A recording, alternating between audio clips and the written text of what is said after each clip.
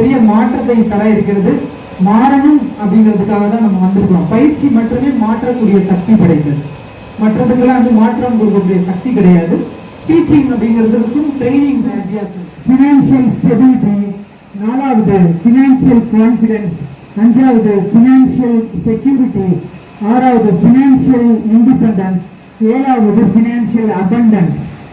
These are all the 7 stages. So இதைத்தான் நம்ம டீட்டெயில்டாக பார்க்க போகிறோம், ஒவ்வொரு ஸ்டேஜஸாக பார்க்க போகிறோம். ஓகே, ஸோ ஃபர்ஸ்ட் ஸ்டேஜ் பார்க்கலாமா? Financial struggle. ஸோ இந்த 7 ஸ்டேஜஸையும் நான் என்ன பண்ணுறேன்னா 3 பார்ட்டாக பிரிக்கிறேன். பார்ட் 1, பார்ட் 2, பார்ட் 3 3 பிரிக்கிறேன். பார்ட் 1 வந்து 3 ஸ்டேஜஸ் வருது, பார்ட் 2 வந்து 2 ஸ்டேஜஸ் வருது, பார்ட் 3 வந்து 2 ஸ்டேஜஸ் வருது. ஸோ இந்த பார்ட் 1 அப்படிங்கிறது வந்து financial struggle, survival, stability. So இதை பார்த்துக்கலாம். இது ஃபர்ஸ்ட் ஒவ்வொரு பார்ட்டாக பார்க்கலாம். முதல் பார்ட், ஃபர்ஸ்ட் பார்ட் பார்க்கலாம், ஃபினான்ஷியல் ஸ்ட்ரகிள். பார்ட் 1ல 1. ஓகே, நீங்க இந்த 7ல எந்த ஸ்டேஜில் இருக்கீங்கிறது நான் உங்கள்கிட்ட கேட்க மாட்டேன், அது கடைசியில் பார்த்துக்கலாம். உங்களுக்கு நீங்க அனலைஸ் பண்ணுங்க உங்க ஸ்டேஜை. அதாவது நம்ம என்ன சொல்லுவோம்னா ஜோசியம் பார்க்குற மாதிரி. இப்போ நீங்க கொண்டு போய் ஜாதகத்தை கொண்டு போய் கொடுத்துறீங்க, நம்ம வாழ்க்கை எப்படி வாழ்றோம்னு நமக்கே தெரியும், இருந்தாலும் அது அவர் வாயிலேருந்து கேட்டா கொஞ்சம் சந்தோஷம். சொன்னோன்னு சொல்லுவாங்க, இவர் நல்ல ஜோசியருங்க அப்படிம்பாங்க. இவர் நல்ல ஜோசியருங்க, ஆல்ரெடி உனக்கு அதுதான் நடந்துட்டு இருக்கு. அவர் அந்த ஃபார்முலா தானே.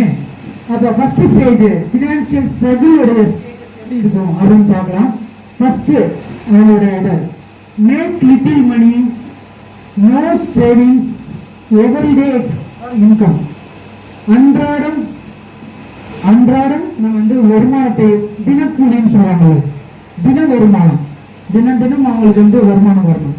ஸோ அந்த மாதிரி இருந்தால் உங்களுக்கு வந்து என்ன அப்படிங்கிறது அதுதான் ஃபினான்ஷியல் ஸ்ட்ரகிள் இருக்கும்.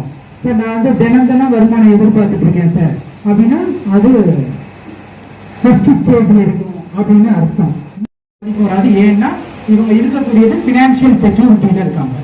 ஓகே, ஸோ செல்ஃப் டெவலப்மெண்ட், இவங்க கிட்டத்தான் தன் முனைப்பு, தன்மை வளர்த்துக்குவாங்க.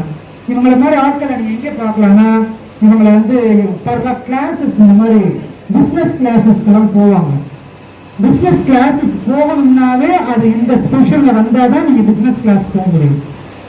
ஒரு உதாரணத்துக்கு ஒரு 100 rupees டிக்கெட் போட்டு நம்ம நடத்துறோம். ஓகே, இதே வந்து ஒரு 10,000 போடுறோம்னு வச்சுக்கோங்க. இந்த டிக்கெட்டுக்கு, இந்த ப்ரோக்ராமுக்கு ஒரு 10,000 ரூபாய் போட்டோம் அப்படின்னா அது யாரால வர முடியும் அப்படின்னா பினான்சியல் செக்யூரிட்டியில இருக்கிறவங்க வருவாங்க.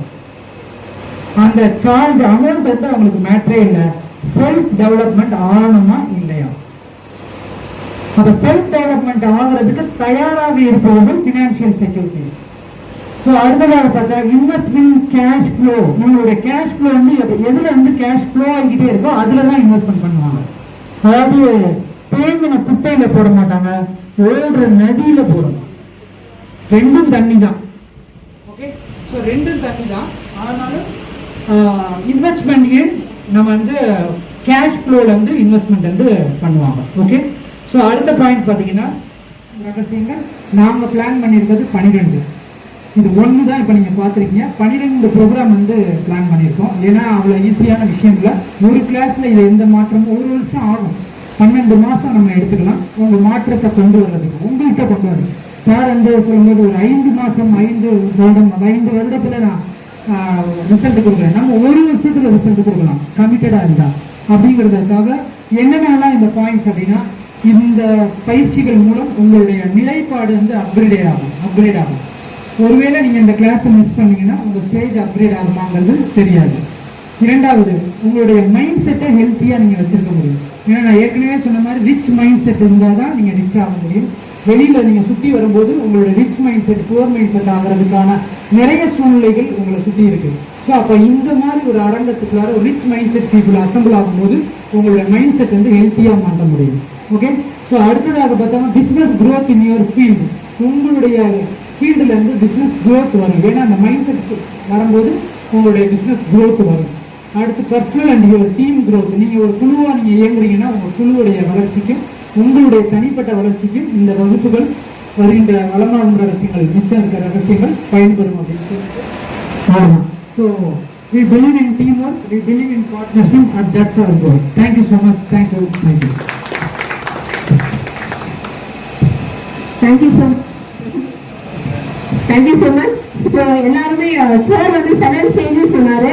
ஸோ ஒரு ட்ரெயினருக்கான முக்கியமான ஸ்டேஜ் எது தெரியுங்களா? ஃபீட்பேக் செஷன் தான். ஸோ அழகா ஒரு 2-3 பேர் நேரம் கருதி சொன்னீங்க. ஸோ எல்லாரும் சேர்ந்து ஒரு அனானிமஸா அவருக்கு எப்படி நம்ம பண்ண முடியும்? ஒரே நேரத்தில் எல்லாரும் சேர்ந்து எப்படி ஃபீட்பேக் கொடுக்க முடியும்? நம்மளுடைய